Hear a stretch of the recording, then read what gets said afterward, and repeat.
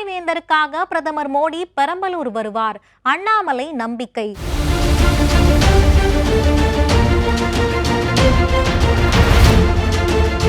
ஒட்டுமொத்த தமிழகம்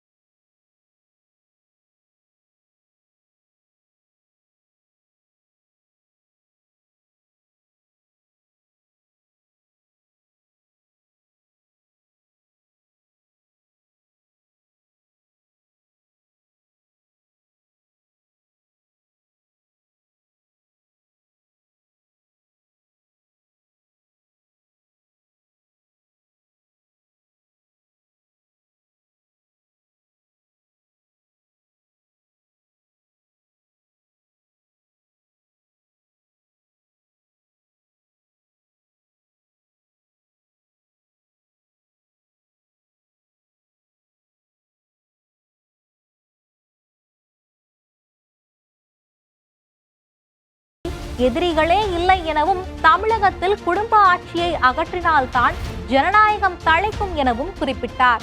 ஆகவே இது சரியான நேரம். இன்றைக்கு நமக்கு சரியான நேரத்தில் நமக்கு தமிழ்நாட்டுக்கு பெருமை சேர வேண்டுமானால் நிச்சயமாக நீங்க செய்ய வேண்டியது தாமரை சின்னத்தில் வாக்களிக்க வேண்டும்.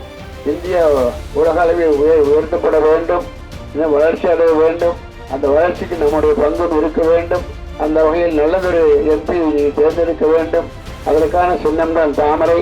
மறவாதிய தாமரை, மறவாதிய தாமரை. நன்றி, வணக்கம். பிரதமர் மோடி எங்கள் பாஸ். 3வது முறையாக மக்களவை தேர்தலிலும் பாஸ்.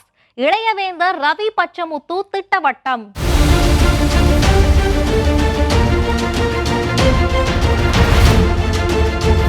பெரம்பலூர் நாடாளுமன்ற தொகுதி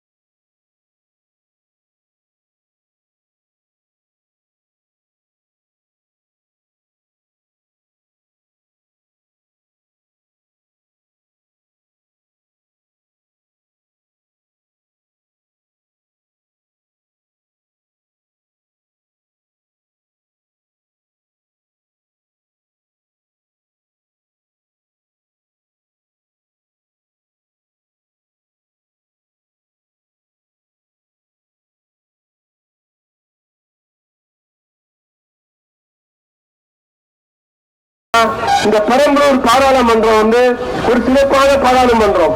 இன்னைக்கு நீங்க யாரை வேணாலும் கேளுங்க, எங்க போனாலும் அவர் என்ன வாக்குறுதி கொடுத்தாரோ கிட்டத்தட்ட முடிச்சுட்டாரு. 2.5 வருஷம் கொரோனா இருந்தது. கொரோனா இருந்தாலும் பரவாயில்லைன்னு சொல்லி அதுக்கப்புறம் மேற்கொண்டு மீதி உள்ள காலத்துல எவ்வளவு முடியுமோ எல்லா விஷயங்களையும் செஞ்சு கொடுத்திருக்காரு.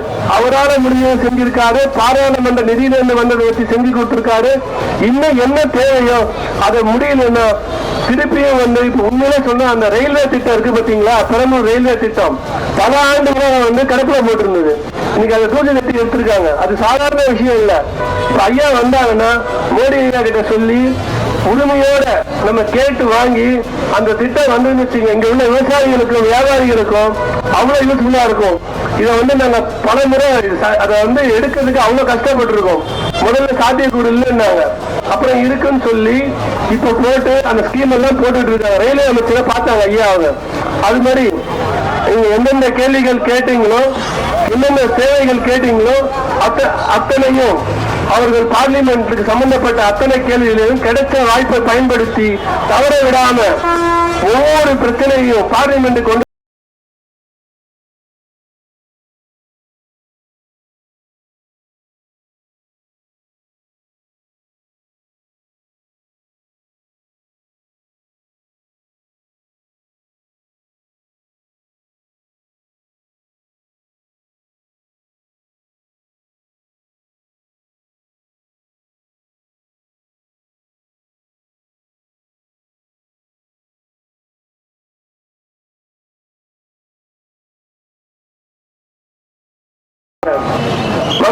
மகளிர் கல்லூரி இந்த காவிரியில வந்து தடுப்பணை கட்டணும்.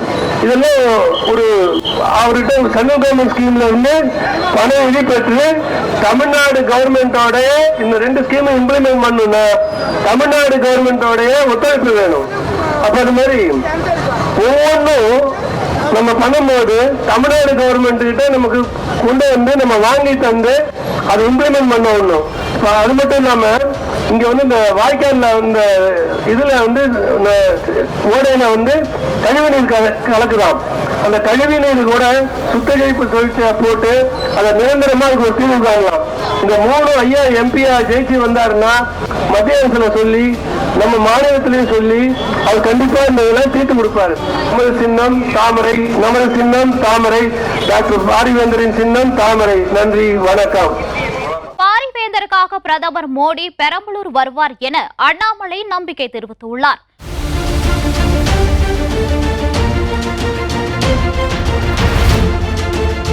ஒட்டுமொத்த தமிழகம்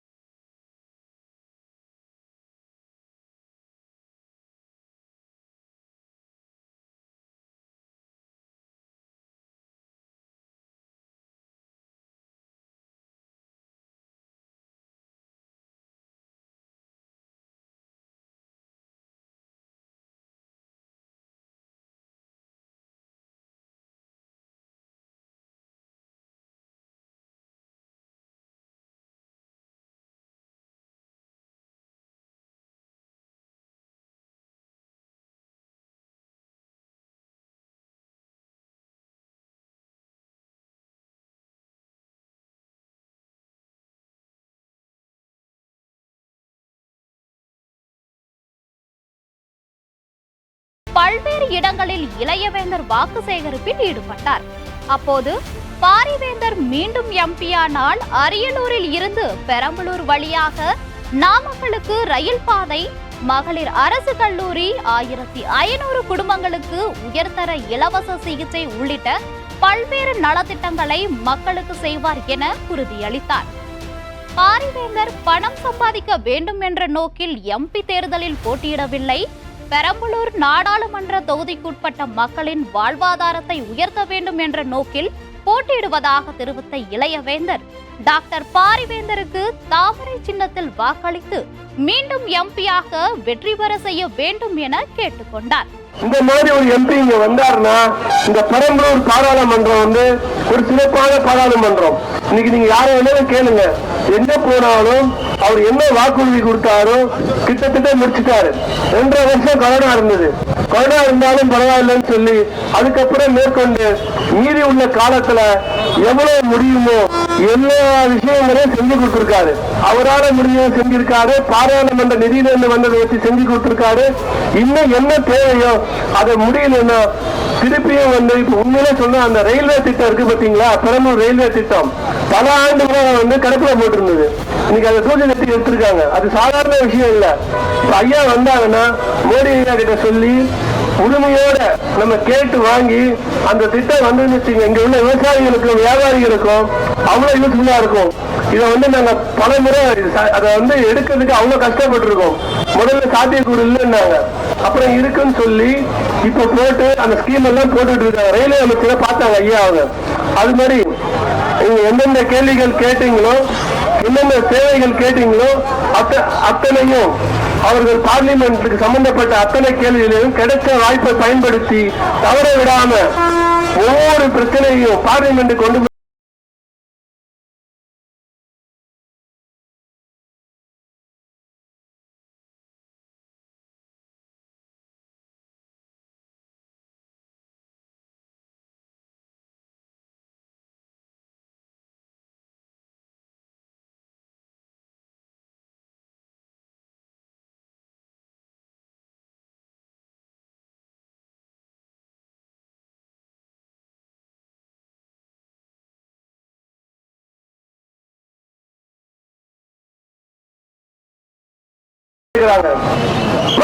மகளிர் கல்லூரி இந்த காவிரியில வந்து தடுப்பணை கட்டணும்.